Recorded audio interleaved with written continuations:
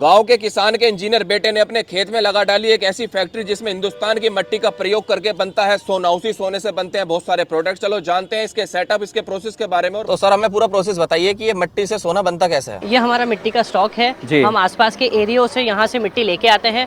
1 से 2 तरीके की मिट्टी, काली और पीली मिट्टी हम लोग मंगवाते हैं। काली पीली मिट्टी, हाँ। अब मिट्टी को इस तगारी के माध्यम से भर के अब हम लोग मशीन में लेके जाएंगे। मशीन के अंदर इन्होंने डाला और डालने के बाद अच्छे से पिसी हुई जो मिट्टी है वो इस तरीके से हमारे पास आ जाती है। फिर हम लोग छलने की मदद से इसको पूरी तरीके से प्योर छान लेते हैं और एकदम बारीक कर लेते हैं। इसके बाद क्या होता है? इस मशीन के अंदर यहाँ पे हम लोग मिट्टी को डालते हैं और डालने के बाद कुछ इस तरीके से मिट्टी यहाँ से निकलती है। अब ये हमारा रॉ मटेरियल तैयार है। ये हमारा फाउंडेशन है जहाँ पे हमारी सारी मशीन्स लगी हुई है। जो पार्ट आपको दिख रहा है ये घूम रहा है, हम इसको हेड कहते हैं। हेड। और इस पार्ट को कहते हैं पत्ती।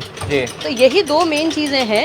ये मिट्टी ली, मिट्टी मोल्ड में डाली, इस पत्ती से उसकी डेप्थ डिसाइड करी और निकाल के अब आप देख सकते हैं कि ये पीस हमारा अभी पूरी तरीके से बनके तैयार नहीं है, पर इसने एक कुल्हड़ का फॉर्म ले लिया है। यहाँ से एक फंटा बाहर निकालते हैं, यहाँ रखते हैं, बनाने के बाद में वापस इसको यहाँ रख देते हैं। ये हमारा सूख चुका है, तो सूखने के बाद ये इस तरीके से बाहर निकल जाता है। तो ये मिट्टी अपने आप श्रिंक होके और ये पीस हमारा बाहर आ जाता है। आप साइज कोई सा भी ले सकते हैं। जैसे ये हमारा दूध के लिए और लस्सी के लिए 200 ग्राम का बड़ा वाला पीस है। अब इसकी किनोर बिल्कुल तीखी है। अब इस किनोर को इस प्रोसेस के माध्यम से एक जीन्स का कपड़ा और सिर्फ पानी से हम इसको ऐसे डुबाएंगे और डुबाने के बाद में इस जीन्स के कपड़े के माध्यम से अब आप देखेंगे ये फिनिश हो गया। तो ऊपर का जो तीखापन था वो अब हमारे मुंह पे पीते वक्त लगेगा नहीं। हम इनको यहाँ धूप में सुखा देते हैं 1 से 1.5 दिन के लिए। सूख के बिल्कुल तैयार हो जाते हैं। सूखने के बाद में इस तरीके से हम लोग कैरेट के हेल्प लेके जिसमें माल जमा के यहाँ से माल हम लोग ले जाते हैं भट्टी की तरफ। ये आपको दिख रही होगी। इस तरीके से यहाँ पे लकड़ी नीचे जमाई दी जाती है और उसके सतह पे हम लोग ऐसे कच्चे कुल्हड़ को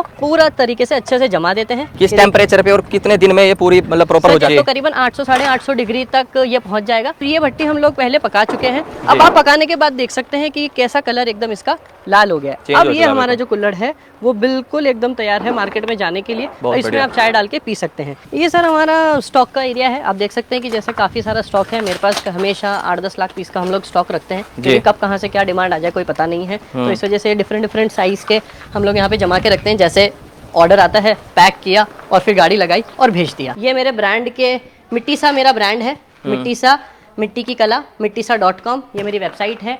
हमारे और भी मिट्टी के बर्तन बनते हैं, इस वेबसाइट पे अवेलेबल है। ये पूरा स्टॉक है। इस तरीके से हम लोग पैकिंग करते हैं। प्रोडक्शन की बात करूँ तो 50,000 से 60,000 पीसेस पर डे का मेरा यहाँ पे प्रोडक्शन है। जैसे कि आप सामने देख सकते हैं ये कुछ सेटअप रखा है। हम लोग ऐसे लोहे के फाउंडेशन पे ऐसे मशीन्स को सेटअप कर हैं तो ये कलर होके बिल्कुल तैयार है। ये हमारा ब्रांड है मिट्टी सा।